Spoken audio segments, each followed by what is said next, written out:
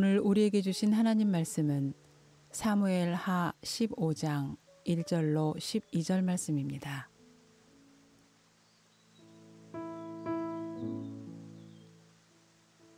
그 후에 압살롬이 자기를 위하여 병거와 말들을 준비하고 호위병 50명을 그 앞에 세우니라. 압살롬이 일찍 일어나 성문길 곁에 서서 어떤 사람이든지 송사가 있어 왕에게 재판을 청하러 올 때에 그 사람을 불러 이르되 너는 어느 성읍 사람이냐 하니 그 사람의 대답이 종은 이스라엘 아무 지파에 속하였나이다 하면 압살롬이 그에게 이르기를 보라 내 일이 옳고 바르다마는 내 송사를 들을 사람을 왕께서 세우지 아니하셨다 하고 또 압살롬이 이르기를 내가 이 땅에서 재판관이 되고 누구든지 송사나 재판할 일이 있어 내게로 오는 자에게 내가 정의 베풀기를 원하노라 하고 사람이 가까이 와서 그에게 절하려 하면 압살롬이 손을 펴서 그 사람을 붙들고 그에게 입을 맞추니 이스라엘 무리 중에 왕께 재판을 청하러 오는 자들마다 압살롬의 행함이 이와 같아서 이스라엘 사람의 마음을 압살롬이 훔치니라. 4년 만에 압살롬이 왕께 아뢰되 내가 여호와께 서원한 것이 있사오니 청하건대 내가 헤브론에 가서 그 서원을 이루게 하소서. 당신의 종이 아람 구술에 있을 때에 서원하기를 만일 여호와께서 반드시 나를 예루살렘으로 돌아가게 하시면 내가 여호와를 섬기리이다 하였나이다. 왕이 그에게 이르되 평안히 가라 하니 그가 일어나 헤브론으로 가니라. 이에 압살롬이 정탐을 이스라엘 모든 지파 가운데에 두루 보내 이르기를 너희는 나팔 소리를 듣거든 곧 말하기를 압살롬이 헤브론에서 왕이 되었다 하라 하니라. 그때 청함을 받은 200명이 압살롬과 함께 예루살렘에서부터 헤브론으로 내려갔으니 그들은 압살롬이 꾸민 그 모든 일을 알지 못하고 그저 따라가기만 한 사람들이라. 제사 드릴 때에 압살롬이 사람을 보내 다윗의 모사 길로 사람 아히도벨을 그의 성읍 길로에서 청하여 온지라 반역하는 일이 커가매 압살롬에게로 돌아오는 백성이 많아지니라. 아멘. 압살롬은 이스라엘의 전국 최고의 스타로 성경에 등장합니다. 다윗 왕의 아들로 태어나서 왕자라고 하는 가장 높은 신분이었을 뿐만 아니라 아름다움에 있어서도 타의 추종을 부러워하는 눈부신 외모를 자랑하는 싱싱한 젊음이었습니다. 그는 당대의 그 누구도 넘볼 수 없는 최고의 매력남이었지만 그가 추구했던 삶은 하나님 보시기에 뒤틀려진 반역의 아이콘이 되어버렸습니다. 우리는 압살롬의 스토리를 통해서 하나님이 우리에게 진정으로 원하시는 바가 무엇인지를 깨달아야만 합니다. 특별히 그가 반역해서 왕권을 탈취하려고 했을 때 하나님의 은혜로 주어진 왕위이기 때문에 기꺼이 하나님의 뜻이라면 그 왕위조차 겸허히 내려놓으려고 했던 그의 아버지 다윗의 신본주의적인 삶을 통해서 하나님이 열어주시는 왕의 길과 인간의 욕망이 꿈틀대는 반역의 길이 얼마나 다른 것인지를 명확하게 구분할 필요가 있습니다. 아버지 다윗과 그의 아들 압살롬 그들은 둘 다 치열한 인생을 살았습니다. 하지만 다윗은 하나님께 순종하기 위해서 살았다면 압살롬은 자기의 성취를 위해서 살았습니다. 오늘날 우리들도 각자의 삶에 주어진 자리에서 치열하게 인생을 살아갑니다. 그리고 압살롬처럼 누구나 주목받는 왕의 길을 선망하면서 자신이 중심이 되는 반역의 삶을 살 것인가, 아니면 다윗처럼 범죄했지만 회개하며 철저히 자기 부인과 기다림의 겸손한 인생으로 언제나 하나님이 주인공인 인생을 살 것인지를 선택해야만 합니다. 그러나 유감스럽게도 우리들은 알게 모르게 압살롬처럼 되는 꿈을 꾸곤 합니다. 그래서 압살롬처럼 탁월함을 갖추지 못했다라고 원망하고 내가 금수 출신이 아니라고 환경을 불평하기도 합니다.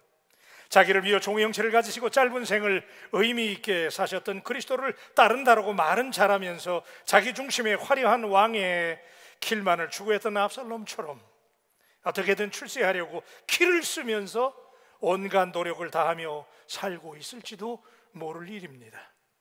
여전히 우리가 사는 이 땅 위에는 모두가 선망하는 왕의 길과 인간이 일그러진 반역의 길이 놓여져 있을 뿐입니다. 각각 왕의 길과 반역자의 길을 걸었던 다윗과 압살롬의 발자국을 오늘 우리가 함께 추적해 보면서 우리는 그동안 어떤 길을 걸어왔으며 앞으로 어떤 길을 가야만 되는지를 오늘 이 시간에 조명해 보려고 합니다. 첫째는 압살롬. 이 압살롬 발음 잘해야 돼요. 이름 잘못하면 압살놈이 돼버리잖아요. 발음 잘해야 되는데 이 압살롬 반역의 길을 간 사나이. 압살롬은 절정의 권력을 누리던 이스라엘 위대한 왕 다윗의 셋째 아들이며 발바닥부터 정수리까지 흠잡을 곳이 없을 만큼 탁월한 이스라엘 최고의 조각나무로 화려한 조명을 받으며 역사의 무대에 등장합니다. 사무엘하 14장 25절로 26절에 보니 온 이스라엘 가운데에서 압살롬같이 아름다움으로 크게 칭찬받는 자가 없었으니 그는 발바닥부터 정수리까지 흠이 없음이라. 그의 머리털이 무거움으로 그의 머리털이 왕의 저울로 200세겔이었더라. 얼마나 매력적이에요, 그죠? 이런 스타, 이런 인물, 최고의 명문가의 최고의 아름다움 때문에 어려서부터 부족함이 없이 성장한 압살롬이었지만 역설적으로 부족함이 없는 그 완벽한 조건들이 오히려 그의 인생을 허황된 야망과 욕심으로 뒤틀리게 만들었다는 사실이지요. 그의 일생의 먹구름의 기운이 번지게 된 것은 그의 아리따운 여동생의 성추행 사건으로부터 시작합니다. 압살롬에게는 다말이라고 하는 아주 아리따운 여동생이 있었는데, 그런데 압살롬의 배다른 형인 다윗의 첫째 아들 암논이 이 여동생을 얼마나 좋아했는지, 형제지간이잖아요. 배는 다르지만. 그런데도 그 여동생 다말을 얼마나 좋아했든지 강제로 성폭행을 하게 되는데, 아버지 다윗이 이런 말도 안 되는 소식을 듣고도 아무런 조치를 취하지 않게 되면서 압살롬의 마음속에 아버지에 대한 분노가, 분개심이 자리를 잡으면서 결국 이것이 훗날 아버지 다윗을 반역하는 무시할 수 없는 이유가 되어버립니다.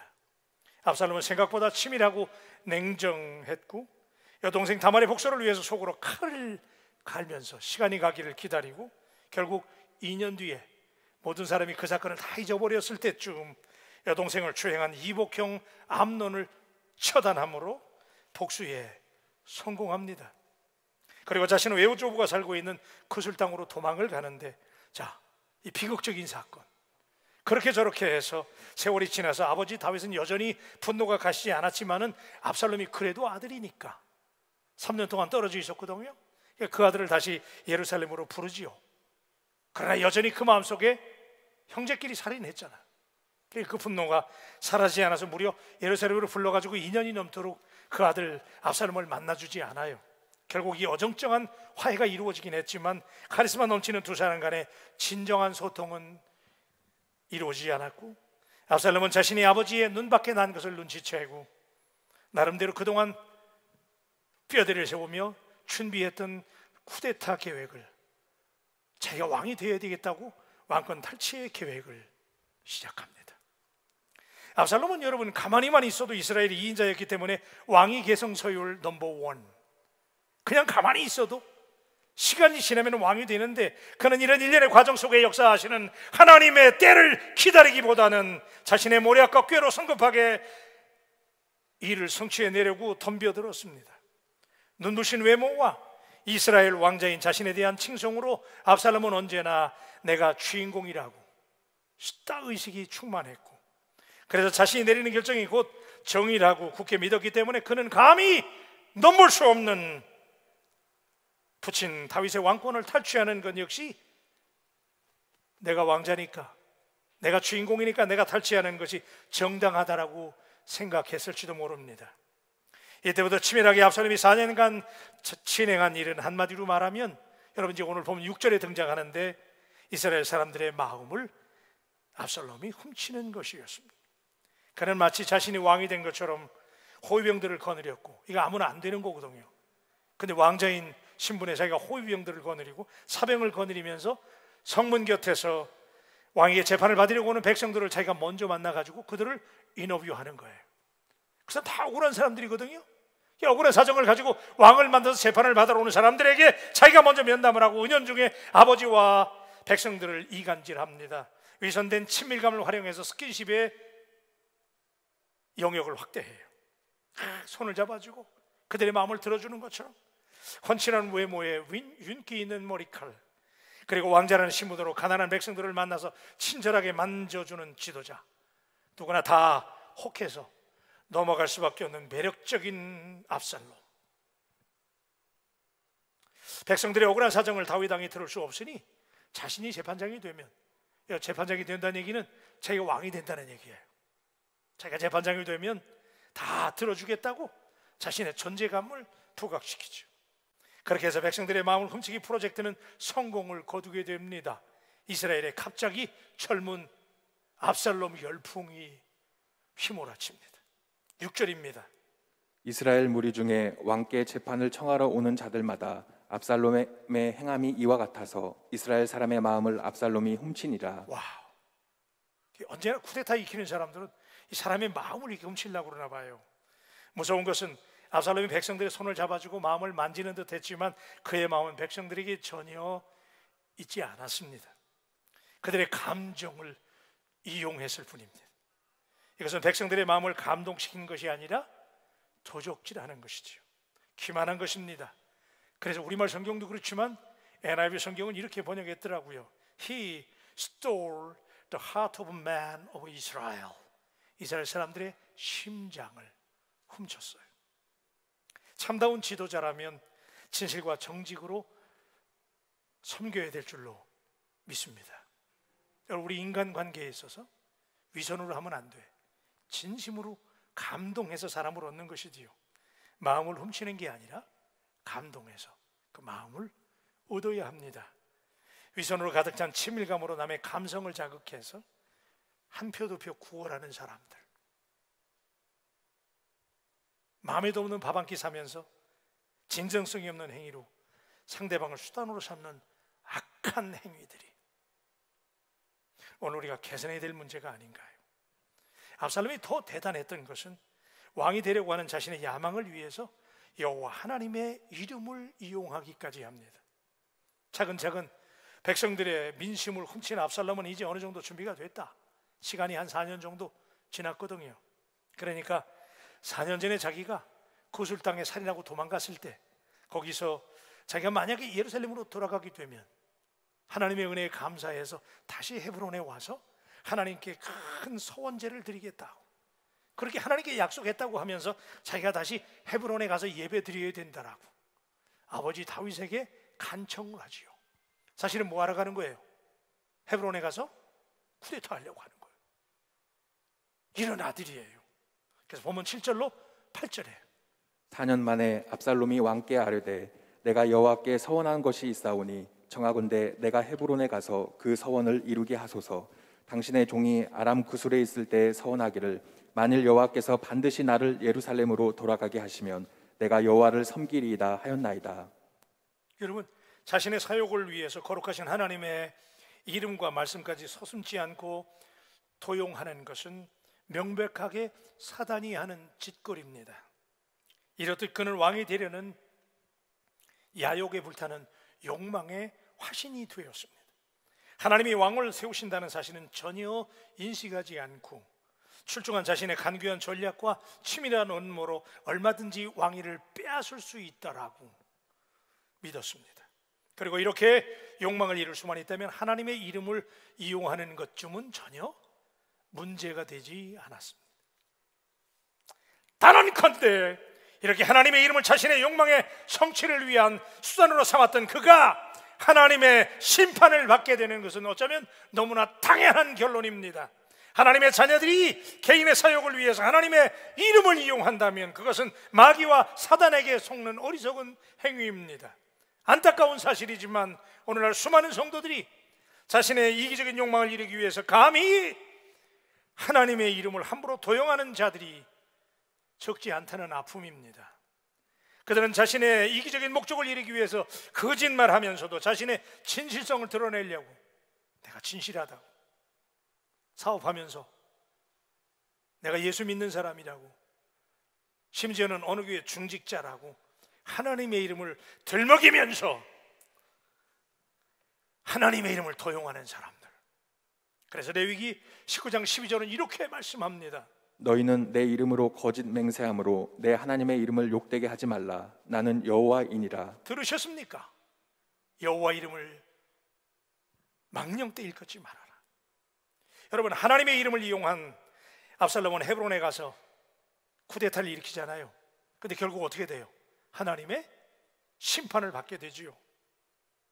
거짓의 화신, 그죠? 말로 그렇게 기만하고 했지만 여러분, 세상에서도요, 다른 사람의 이름을 함부로 도용하면 형사상 책임을 면할 수가 없는데, 감히 하나님을 믿지도 않으면서 그런 이름에 걸맞지도 않게 살면서 하나님의 이름을 더럽히는 자들은 반드시 하나님의 심판을 받게 됩니다. 교회는 하나님 앞에 전적으로 예배하기 위해서 나와야 되는 줄로 믿습니다. 우리 교회가 큰 교회니까, 많은 사람이 모이니까 다른 목적으로 나온다면 그것이 하나님의 이름을 망령되이 이용하는 거예요. 그런데 여러분, 아버지 이 다윗 왕은 헤브론에 가서 지금 쿠데타를 일으키려고 가겠다고 그러는데 이 무서운 음모를 아는지 모르는지 그냥 평안히 잘 다녀오라고 다윗이 얘기하잖아요, 그죠? 그래서 제가 이 대목에서 의문이 생기는 거예요. 그래서 제가 천국에 가면 제일 먼저 다윗 왕에게 물어보려고 그래요. 그때 진짜 아드님이 거기 가려고 그러는 거 모르셨냐고. 그거 왜 가는지 알았을 텐데 말이에요, 그죠? 여러분, 다윗이 누구예요? 지금까지 풍부한 야전 경험이 넘치는 장수였잖아요. 골리앗을 물리쳤던 장수 아닙니까? 그런데 무려 4년 동안 진행된 아들 압살롬의 쿠데타 음모를 몰랐다? 성문 앞에서 백성들을 만나서 이간하고 민심을 이반하는 훔치는 행위를 전혀 몰랐을까요? 아니에요. 다윗은 알았어요. 저는 충분히 그렇게 생각해요. 그러나 그럼에도 불구하고 그냥 제가 후반부에 얘기를 하겠지만 그냥 그렇게 모르는 척, 그 아들을 그래도 아들이니까, 그래도 아들이니까 이 아버지들이 아들들 잘 믿거든요. 그러니까 다윗도 그래도 아들이니까 그리고 그냥 믿어주었지만, 그러나 그 아들이 어떻게 합니까? 헤브론에 가서 아버지를 반역하죠. 압살롬은 예루살렘에 고위직 200명을 모아가지고 헤브론으로 데려가죠. 그래서 본인이 왕임을 선언하게 만들죠. 영문도 모른 채 헤브론까지 동행한 고위 공직자들, 이스라엘 최고인 사람들, 이 사람들 200명은 졸지에 반란에 가담하는 역적이 된 겁니다. 압살롬은 이렇게 치밀하게 유력자들을 먼저 불러가지고 저항하지 못하도록, 그리고 그들의 지지를 끌어내는 것처럼 헤브론으로 모았어요. 그리고 마침내 여러분, 이 거세의 절정이 어디예요? 그 당시에 다윗에게 최고의 카운슬러, 멘토, 그래서 다윗이 전쟁할 때마다 늘 전략을 수립했던 아히도벨이에요. 여러분, 이 아히도벨이 얼마나 대단한 사람이었냐면 이 아히도벨이 전략가였는데 이 사람이 전략을 짜면 하나님의 전략이라고 말하는 거예요. 그만큼 대단한 사람, 백성들의 신망을 얻었던 다윗의 측근 중에 측근이에요. 카운슬러 중에 카운슬러였던 아히도벨을 자기 편에, 자기 수중으로 끌어들이죠. 그래서 13절에 보니까 이렇게 말해요. 전령이 다윗에게 와서 말하되 이스라엘의 인심이 다 압살롬에게로 돌아갔나이다 한지라. 예, 그래요. 여러분, 아히도벨까지 끌어들이잖아. 다윗의 측근 중에 측근인데, 그러니까 이제 게임 끝났다는 거예요, 그죠? 그런 전략가까지 압살롬이 다 자기 편을 만들어 버렸어요. 여기서 게임 끝나는 것 같아, 그죠? 이 압살롬의 쿠데타가 실패할 이유가 없잖아요. 완전히 성공하는 것 같았어요. 그런데 이 대목에서 저는 이제 다윗을 묵상하려고 그래요. 다윗, 그는 세우시든 버리시든 왕의 길이 하나님께 있음을 인정한 사람이에요. 그래서 이 대목에서 제가 씨름을 하려고 그러는데, 여러분, 누가 봐도 실패할 수 없는 계획인데 다윗의 시대는 끝났고 압살롬의 시대가 열린 것 같아요, 그죠? 그래서 다윗은 이 거사를 듣고 맨발로 울면서 머리를 풀어 헤치고 가리고 예루살렘을 떠나서 광야로 나아가는 장면을 성경이 우리에게 보여주어요. 여러분, 아시는 얘기예요. 그래서 야, 이거 게임 끝났구나 그랬는데 제가 넘어가서 쭉 스토리를 다 넘어가서, 그런데 이 쿠데타가 어떻게 됐어요? 결과는 누가 이겨요? 대답 좀 하세요. 누가 이기세요? 다윗이 이기잖아요, 그죠? 압살롬이 죽습니다. 다윗이 이기는 거예요. 여러분, 그리고 다윗이 다시 잠시 도망갔지만 권좌에 복귀합니다. 그런데 이 대목에서 우리가 의문이 남는 거예요. 그렇게 허둥지둥 쫓겨나는 것처럼 보였던 다윗이 압살롬과의 전쟁에서 반역을 제압하고 복권할 수 있었다면 처음부터 예루살렘을 비우지 말고 끝까지 싸울 수 있었을 텐데, 그죠? 끝까지 싸울 수 있었을 텐데, 여러분 다윗이 누굽니까? 다윗이 누구예요?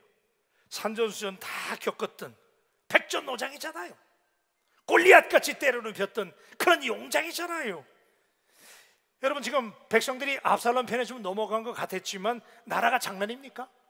여전히 다윗을 따르는 수많은 사람들이 있었고, 성경에 보니까 많은 신하들과 정예병들, 여러분 오합지졸보다 이 정예병들이 함께 한다는 거, 다윗과 함께 지금까지 목숨을 걸고 싸웠던 병사들이 지금도 따르고 있고, 그리고 성경을 계속 보니까 가드 사람들 600여 명이 여전히 다윗을 따라요.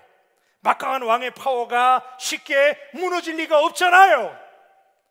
백성들의 민심은 아직도 이렇게 쫓겨가는 듯한 다윗 왕을 보고 통곡할 정도로 지지를 보내고 있었어요. 그래서 사무엘하 15장 23절에 보니까 온 땅 사람이 큰 소리로 울며 모든 백성이 앞서 건너가매 왕도 기드론 시내를 건너가니 건너간 모든 백성이 광야길로 향하니라. 이거 보세요 여러분, 백성들이 그런 다윗을 보고 막 울면서 다윗을 따라 걷잖아요, 그죠? 대단한 거예요. 그런데 다윗이 왜 도망갔을까? 한 200여 명이 헤브론에 모였다고 해서 그게 그렇게 대단한 일이었을까? 그 민심들이 좀 넘어간다는 게 아직도 여전히 이렇게 막강했는데, 그리고 여러분 아시는 것처럼 이때까지만 해도 예루살렘은요, 이게 산에 있잖아. 그러니까 이 예루살렘은 보통 요새 중에 요새가 아니에요. 함부로 쿠데타가 일어났다고 해서 무너질 다윗이 아니에요. 거기다가 여러분 대제사장 사독과 그와 함께한 레위 사람들이 여전히 하나님의 임재를 상징하는 법궤를 함께 하면서, 만약에 다윗이 맘만 먹었다면 반란군을 맞서자면 얼마든지 싸워서 이길 수 있었을 거예요. 아들하고 싸워야 되는 아픔이 좀 있지만, 그죠? 피를 흘려야 되지만, 그러나 그런 거 뺀다면 얼마든지 맞서서 싸우고 다윗이 이길 수 있어요. 시간이 지나면 사람들은 누구 편이다? 왕의 편이거든. 다윗이 이길 수 있었어요. 그런데 여러분, 이상한 것은 왜 싸우지도 않고 머리를 풀어 헤치면서 가리면서 울면서 예루살렘 성을 비우고 도망갔을까요? 두려워서? 억울해서? 사무엘하 15장 30절에 보니까 다윗이 감람산 길로 올라갈 때 그의 머리를 그가 가리고 맨발로 울며 가고 그와 함께 가는 모든 백성들도 각각 자기의 머리를 가리고 울며 올라가니라. 여러분 이 말씀을, 지금 다윗이 도망갔다는 얘기잖아요. 그런데 이 말씀을 다윗이 목숨을 연명하려고 신발을 신을 여유도 없이 맨발로 도망갔다라고 이해하지 마세요. 문단의 문맥을 우리가 쭉 묵상을 해보면 치명적인 범죄에 대한, 여러분 다윗이 무슨 죄를 졌죠? 바세바를 범했잖아요, 그죠? 그래 동의가 되시면 이렇게 동의의 사인을 보내주십시오. 바세바를 범했잖아요. 그리고 회개했어요.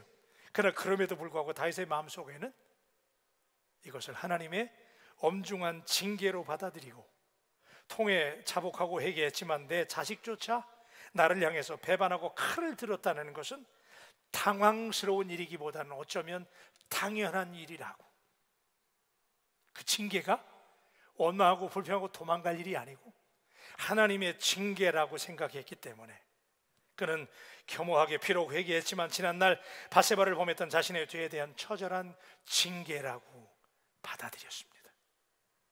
그 증거가 여러분 몇 군데 있는데, 흥미로운 것은 여러분 시므이라는 사람 알잖아요. 이 사람이 사울 가족 사람이거든요. 이 사람이 사울 왕이 폐위됐을 때 죽어야 되잖아요. 근데 다윗이 살려줘요. 그리고 그 시므이를 얼마나 극진히 대우하는지, 적이었거든요. 근데 극진히 대우해주면서 지난 30년 동안 잘 먹고 잘 살게 권력을 누리게 해줬거든요. 근데 이 시므이가 지금 다윗이 반란을 당해가지고 도망가니까 그때 이 시므이가 다윗을 향해서 막 저주해요. 돌을 던지면서 저주를 받았다, 하나님이 핏값을 너에게 잣는다 그러면서 막 저주하거든요. 세상에 이런 배은만 한 놈이 어디 있어요, 그죠? 원수인데도 다윗이 먹여 살려주고 지금까지 살게 했는데, 다윗이 쫓겨가는 상황에서 다윗을 저주할 때 다윗의 신하인 아비새가 얼마나 이게 배은망덕해. 그러니까 참다 못해서 그의 머리를, 왕이시여 우리가 비록 떠나지만 저놈의 머리를 우리가 베고 갑시다 그러고 왕에게, 다윗에게 청합니다. 그런데 그때 다윗이요 얼마나 분합니까, 그죠? 짜증나잖아요. 그거 베고 가야 될 거 아니야. 그런데 그때 다윗이 이렇게 얘기해요. 사무엘하 16장 10절에 보니까 왕이 이르되 수르야의 아들들아 내가 너희와 무슨 상관이 있느냐 그가 저주하는 것은 여호와께서 그에게 다윗을 저주하라 하심이니 내가 어찌 그리하였느냐 할 자가 누구겠느냐 하고. 그러니까 여러분, 이 납득이 되지 않는 시므이의 저주조차도 누가 하시는 것이다? 하나님이 하시는 것이다. 여러분 이제 됐잖아요, 그죠?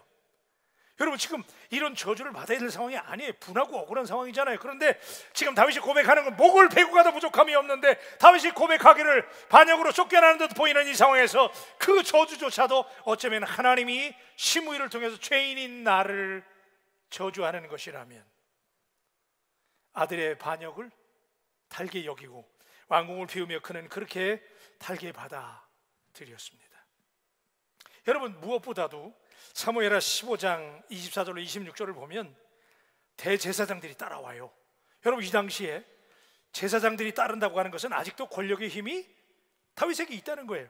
제사장들이 다윗을 따라오면서 그래요. 왕이시여 지금 하나님이 왕과 함께 하십니다. 그리고 법궤를 가지고 가자고 그래.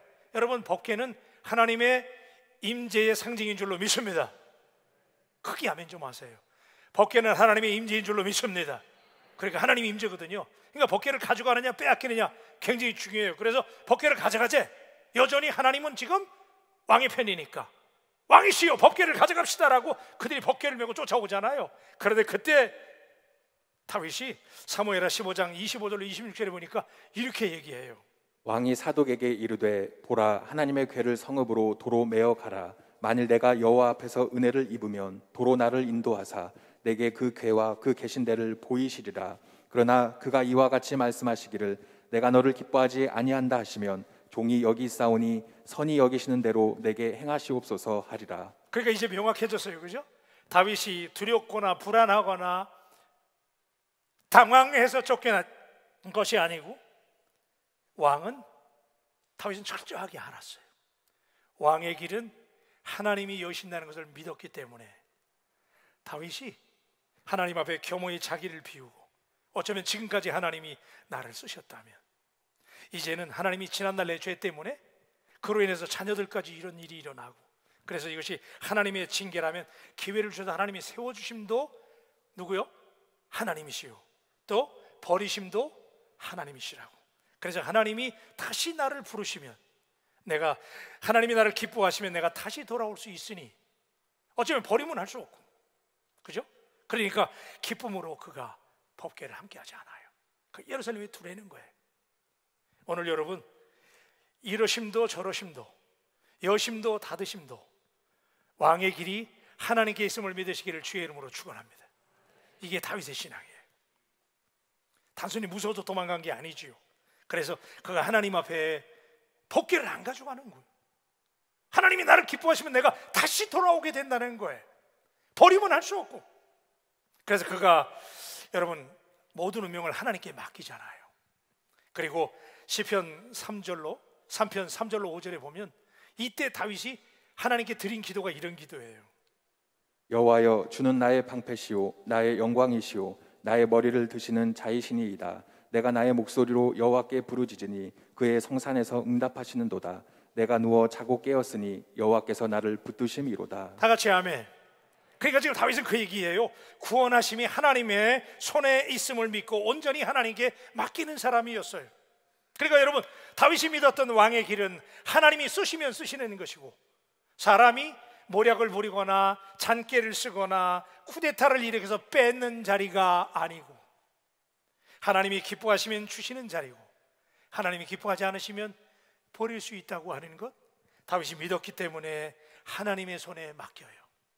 오늘 사랑하는 여러분, 오늘 여러분에게 이런 믿음이 있게 되기를 주님의 이름으로 축복합니다.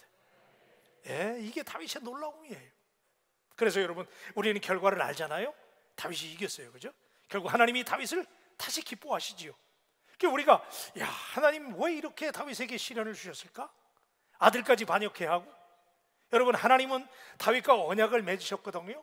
그래서 다윗을 통해서 하나님의 구원사를, 하나님의 구속사를 이끌어 가야 되는데 다윗의 범죄 때문에 차질이 생겼어요, 그죠? 그의 가문에 피로 점철됐어요. 그래서 하나님은, 우리 하나님은요 범죄한 것을 그냥 안 넘기세요. 여러분 하나님의 말씀은 반드시 말씀대로 이루어지는 줄로 믿습니다. 그래서 하나님이 다윗의 왕가를 다시 정결하게 하세요. 청소하시는 거예요. 살인하고 강간하고 그랬던 가족사를 하나님이 다윗의 고난을 통해서 철저하게 하나님이 정리하시고 클린업하시고 다시 다윗을 복권하게 하시죠. 오늘 여러분, 우리의 삶도 그래요. 때로 헝클어지면, 범죄하면 하나님 반드시 책임 물으세요. 근데 그 징계를, 그러니까 왕의 길을 하나님이 여신다고, 그죠? 하나님께 있다고 믿고 여러분 징계하시더라도 다시 하나님께 맡기시고 하나님 앞에 설 수 있기를 주의 이름으로 축원합니다. 하나님이 여시는 길이지요. 왕의 길은 그런 사람에게 하나님이 정해주시는 길이에요. 그래서 세 번째, 저는 오늘 우리에게 왕의 길인가 반역죄의 길인가 선택의 기회가 주어져 있어요. 여러분, 사람들은 누구나가 다 왕의 길로 가려고 그래요. 우리 식으로 치면 여기 왕의 길이라고 하는 것, 여러분 한번 따라하세요. 왕의 길. 여기서 말하는 왕의 길이라고 하는 것은 모두가 꿈꾸는 성공의 길, 출세의 길을 의미할 수 있어요. 다윗과 압살롬의 치열한 왕권 다툼 이야기가 우리에게 교훈하는 것은 왕의 길은 결코 인간적인 수단이나 모략으로 빼앗을 수 있는 길이 아님을 우리에게 보여줍니다. 여러분, 아멘을 준비하시고, 여러분 성공하고 승리하고 행복하기를 원하시면 아멘. 사무 예배 때는 크게 아멘이 나오던데, 여러분 성공하고 승리하고 행복하기를 원하시면 아멘. 그래요, 그게 왕의 길이잖아요. 그런데 그 왕의 길은 내가 빼앗는 길이 아니에요. 성공할 수 있다고, 승리할 수 있다고, 행복할 수 있다고 뺏어서 뺏기는 길이 아니잖아요. 내가 자격이 있다고 믿는다고 주어지는 길이 아니에요. 단지 하나님이 허락하셔야만 누릴 수 있는 은혜 받아야 가는 길인 줄로 믿습니다. 그렇게 탁월했던 압살롬의 반역이 나락으로 떨어져 인생의 종말을 고해했던 이유가 도대체 무엇입니까? 압살롬의 머릿속에는 언제나 자기가 주인공이었기 때문에, 자기가 당연히 왕으로 대접받고 자기가 원하는 것을 당연히 누릴 만한 존재라고 생각하는 그 관념이 배어 있었어요. 당연하다는 거예요. 자기가 태어날 때부터 부족함이 없었으니까. 그죠? 여러분, 사무엘서 3장 3절에 보면은 압살롬의 이름이 처음에 성경에 등장하거든요. 근데 그의 이름이 등장할 때가 언제냐면, 다윗이 헤브론에서 유다 지파의 왕이 된 다음에 그가 다윗의 셋째 아들로 출생했다고 그래요. 그러니까 이 얘기 무슨 얘기냐면, 그는 태어났을 때부터 비단에 둘둘 쌓여가지고 왕자로 태어나서 미래가 보장된 잘난 아들이었어요. 그는 하루하루 먹을 것과 내일의 운명을 고민하던 광야에서 얻은 아들이 아니라 태어날 때부터 왕위를 계승할 지분을 보장받은 왕자로 태어났어요. 그런 까닭에 압살롬의 이름에는, 압살롬의 인생에는 광야가 없었어요. 그의 이름 속에는 자격이 없는 자신을 하나님께서 불러주셨다는 감각이나 고마움이나 감사함이 전혀 없었어요. 그 대신에 왕이 되는 것을 자기는 너무나 당연하다라고, 잘났으니까, 왕자로 태어났으니까 왕위가 자신에게 너무나 합당하다라고 하는 오만함이 자리 잡고 있었습니다. 하나님의 인도하심과 은혜에 대한 목마름이 전혀 없는 인생, 그가 압살롬이었습니다. 여러분, 이에 반해서 아버지 다윗은 어떤 인생인지 아세요?